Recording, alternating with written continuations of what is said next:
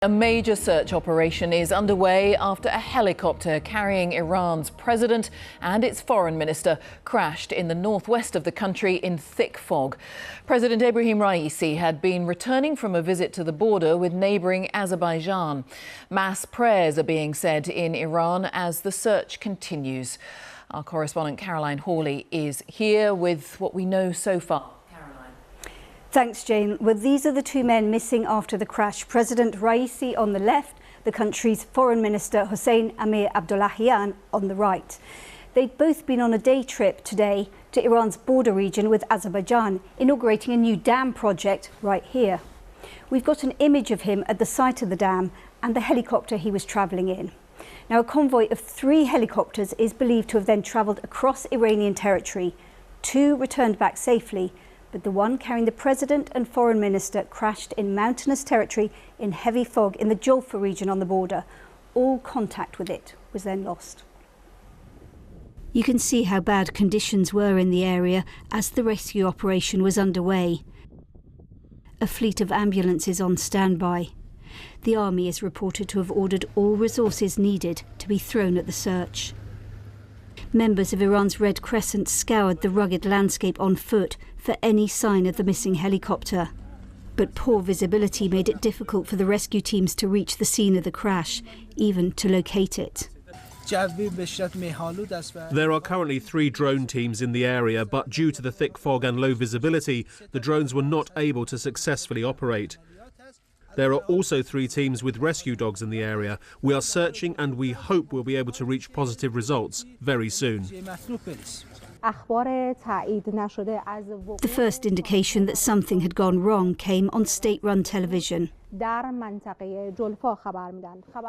are unconfirmed reports of an incident involving the helicopter carrying the president in the Jolfa region. Initial reports cite a hard landing for the helicopter carrying the president. President Raisi, seen here earlier with his counterpart from Azerbaijan, is a hardliner, number 2 to the supreme leader Ayatollah Khamenei, who is the ultimate authority in Iran. Also missing is Iran's foreign minister, a familiar figure on the international stage. He'd been involved in many negotiations, including over the country's nuclear program. Regime supporters came out to pray for the president. These images broadcast on state-run TV. Though not everyone in Iran is praying for his survival.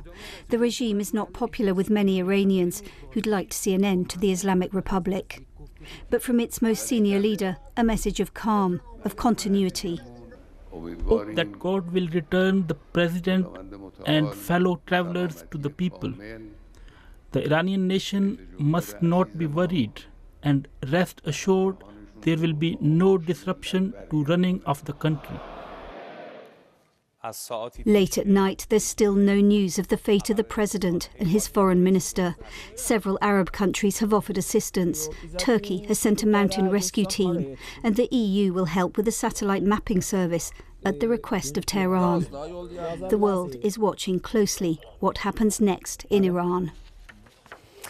And so, Caroline, tonight, as we await further news, how significant is all of this internationally? Well, the world is watching closely because Iran is such a pivotal country in the Middle East, and it's such a turbulent time at the moment with the war in Gaza and all the spillover of that. So what happens in Iran matters to the world.